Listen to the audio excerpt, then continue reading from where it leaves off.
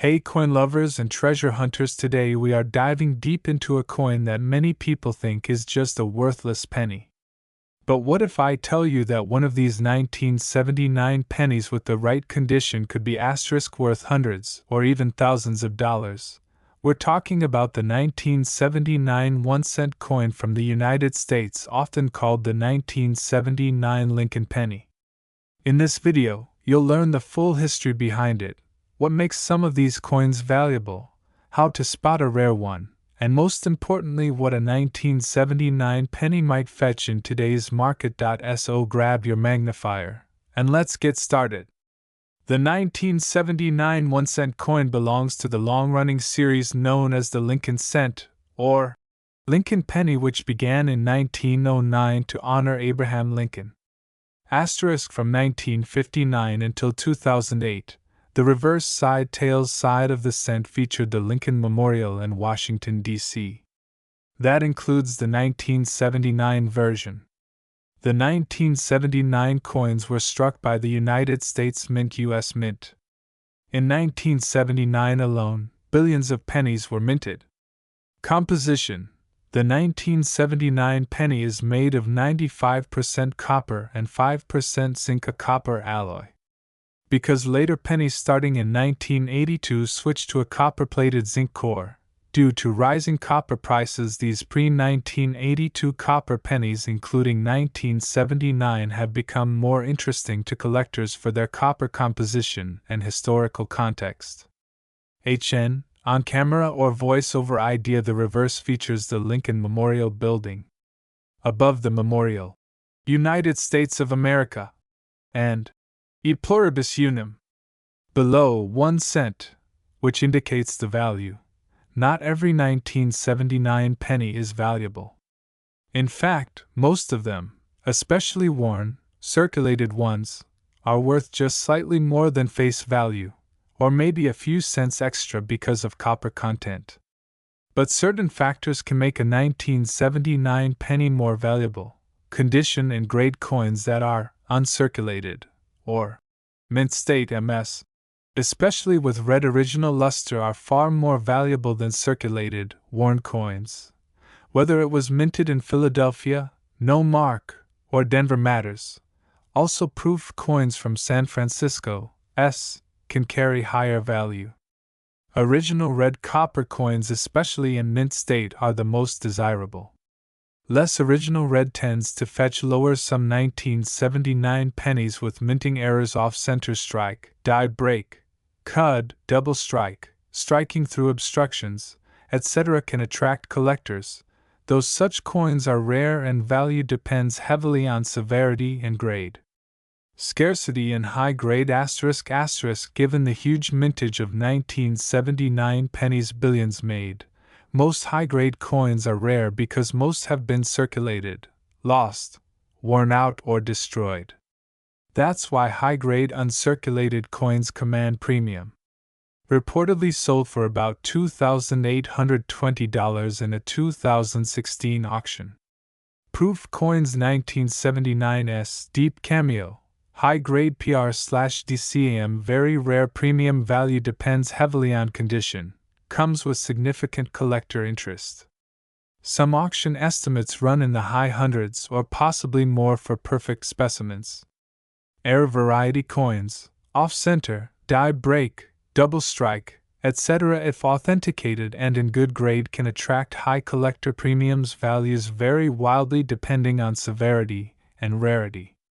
Uncirculated mint state means coins that have never been used in general circulation, essentially as minted. Condition: for real market value, collectors often look for coins graded certified by a professional grading service, PCGS, NGC, etc. To put it bluntly, if you found a plain old, everyday 1979 penny in your pocket or jar, it's almost certainly worth just 1 cent or maybe a few cents thanks to copper. But if you lucked out with a pristine, red surface, high-grade specimen, especially a certified one, you could be looking at hundreds or even thousands of dollars. The enormous original mintage billions makes common 1979 pennies abundant, so ordinary ones are not rare. But coins that survived decades in uncirculated condition are rare. Most were spent, dirted, lost, or worn. That scarcity among high-grade survivors drives up collector demand and price. The fact that 1979 pennies are among the last generation struck in copper 95% copper before the switch to copper-plated zinc 1982 adds historical and compositional interest for collectors. Because of this, many collectors value original red luster, clean strike, full detail, and absence of wear characteristics often lost to circulation. Inspect carefully. Use a magnifier, check for mint mark D or none, look at the edges, and examine luster. If it's bright copper red and crisp, it's promising. Check weight and color. Genuine copper 1979 pennies should weigh 3.11 g and have copper color. Silver or lightweight suspect may be altered or fake. Avoid overinflated claims. Many rare penny for sale listings are sellers hyping up normal coins just because it's old doesn't guarantee value. If you suspect high value, good condition, maybe air variety, consider getting it graded by a professional grading service. That helps buyers trust what you have. Use realistic benchmarks. Compare what similar coins mint mark, grade, condition, sold for in recent auctions. Certified sales, that's the real value, not just asking price online. The 1979 cent embodies a transitional era in U.S. coinage, a time when pennies were still made of mostly copper, before metal costs forced the shift. That makes it interesting to collectors as part of the coinage history of the United States. Asterisk, its design with Lincoln on the obverse and the Lincoln Memorial on the reverse links it to America's reverence for Lincoln and national identity. Asterisk, for many coin collectors, the charm isn't just in inherent metal or face value but in owning a piece of history, a tangible artifact from 1979. Even a common 1-cent coin can spark nostalgia or serve as a bridge between everyday money and coin collecting culture. Absolutely, but with perspective. Asterisk, most 1979 pennies are common and not worth much. But because of their historical context, copper composition, and the surviving collectible high-grade examples, some are genuinely valuable. If you have a 1979 penny, don't toss it away thinking it's worthless, but also don't assume it's worth a fortune. Examine it carefully. If it looks good red, uncirculated, crisp details, maybe a mint mark, it might be worth more than you think. If you enjoyed this deep dive or want me to walk you through how to get a coin graded, how to spot fake altered pennies, or highlight top 10 rarest pennies ever sold, hit like, subscribe, and comment below. Thanks for watching, and keep hunting those coins. Today we're diving into one of the most interesting and controversial years in U.S. penny history, 1982. Why controversial? Because 1982 is the transition year, the only year when pennies were minted in both the old copper composition and the new zinc ore version. That makes 1982 pennies unique and sometimes valuable. In this video, we'll walk you through the history, how to identify the different varieties, what to watch out for, and how much they're worth today. Stay tuned. The story begins in the 1970s. As copper prices rose dramatically, the cost of minting a penny, then made of 95% copper/5% zinc, edged closer to or even above the coin's face value. The U.S. Mint tested alternatives. One experiment was an aluminum penny. About 1.5 million struck in 1974, but these were never released widely, and most were destroyed. By 1981, Congress authorized a change. New pennies would be made of 97.5% zinc with a thin copper plating instead of solid copper. So 1982 became a transition year. Some pennies minted early 1982 were still the classic copper composition, but mid-year the mint switched to the new zinc ore pennies. This makes 1982 unique. It's the only year where both compositions were issued, meaning that among all your 1982 pennies, some are copper, some are zinc, and there are multiple subtypes. Asterisk total mintage was massive. For example, the no mint mark Philadelphia 1982 pennies alone numbered over 10.7 billion. Because 1982 had multiple overlapping versions, you need to check three things when you examine a 1982 penny. There are large date and small date varieties for 1982 pennies. On small date, the numbers in the date 1-9-8-2 are thinner and aligned differently than on large date. On screen, a side-by-side comparison helps. No mint mark equals coins struck in Philadelphia and some from West Point, which are indistinguishable from Philadelphia pennies. D mint mark struck in Denver. There might also be S-proof pennies from San Francisco, but those are rare special strikes, not circulation pennies. Because of these three independent variables, 1982 pennies come in at least 7 distinct circulation varieties: large date, copper; no mint mark small date, copper; no mint mark large date, zinc; no mint mark small date, zinc; no mint mark large date, copper; D mint mark large date, zinc; D mint mark small date, zinc; D mint mark because so many were minted but only a fraction are copper, and an even smaller fraction of those are the rare small date copper D mint. 1982 pennies illustrate a textbook case of common majority versus scarce minority. The rarity is not in the date alone, but the asterisk combination of date style, composition, and mint mark. Many coin hunters and roll hunters, people who sort through bank rolls, find 1982 pennies in circulation every now and then, but most of those will be common zinc pennies or common copper pennies. Here's a breakdown of typical values for 1982 pennies, keeping in mind that value depends heavily on variety and condition.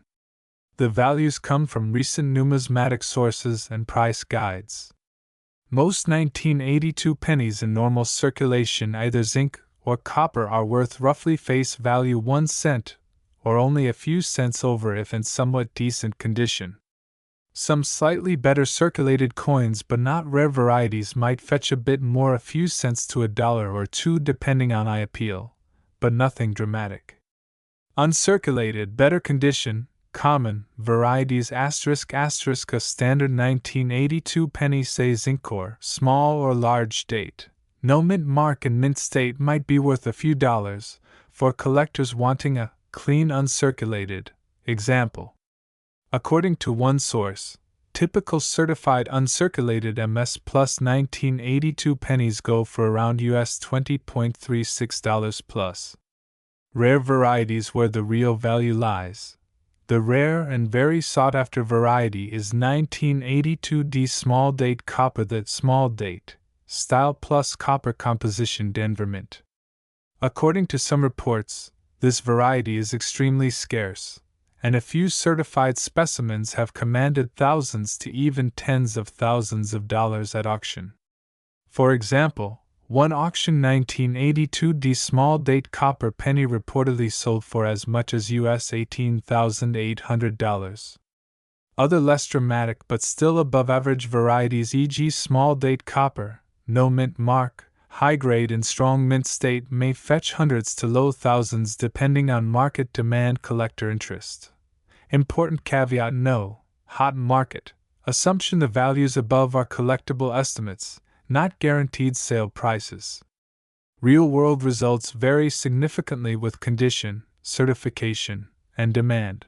Many 1982 pennies, even copper ones, will remain essentially common coins if they don't have the rare combination or are worn out. If you have a 1982 penny or several, here's how to check whether it could be collectible. Check weight, use a precise scale. If 3.11 g, likely copper. If 2.5 g, zinc. Examine the date style, use a magnifier. Compare the numerals of 1982 to verify large versus small date. Watch alignment and thickness of digits. Check for mint mark. Is there a D under the date or no mark? Philadelphia. Assess condition. Is the coin worn, scratched, or is it uncirculated with original luster? The better the surface, the more value it could have, especially for rare varieties. If rare combination, e.g. 1982D small date plus copper, consider professional certification grading by a reputable grading company. Auction results show these fetch far more if graded and slabbed. On screen note: remember, only a tiny fraction of 1982 pennies are rare varieties. Most will be ordinary zinc or copper pennies worth little more than face value. So don't expect every 1982 penny to be a gold mine. But if you follow these steps, you might just find a treasure. 1982 pennies mark a major shift in U.S. coinage from mostly copper to zinc core pennies. That makes them a symbol of economic and material changes. A before and after coin. For collectors, 1982 represents a transition year, and coins from transition years often carry historical importance, because they embody a change in production practice, materials, and mint policy. Even if most pennies carry little monetary premium, many collectors aim to assemble a complete set of varieties: large date, small date, copper, zinc, different mint marks, making 1982 a must-have year for a full set of circulation pennies. Holding a well-preserved or rare variety 1982 penny is like owning a small piece of U.S. coinage history, a bridge between the classic copper age and modern zinc or pennies. So there you have it. 1982 was a watershed year for the U.S. penny. The mix of copper and zinc, large and small dates, and different mints makes coins from this year fascinating and occasionally valuable. If you have 1982 pennies lying around, grab a precise scale, a magnifier, good lighting, and examine them. You might have one of the common ones, but you also might have a rare variety. If you think you do find something rare, especially 1982D small date copper, consider getting it professionally graded. That's when real value shows. Even if they're just common zinc pennies, 1982 coins are still worth keeping, at least for historical value or as part of a broader collection. Outro: if you like this video, hit like, subscribe, and drop a comment. Did you find any 1982 pennies? Which variety?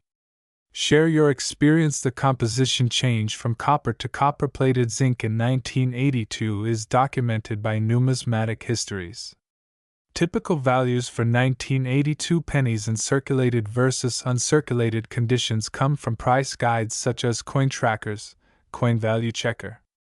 Reports of rare varieties, e.g. 1982D small date copper with high auction values, come from specialized penny value analysis sources. If you like, I can also write a full video storyboard plus shot list for you, i.e. what clips/photos to show when you say each line. That makes the video much easier to shoot and edit. Do you want me to build that storyboard for you now?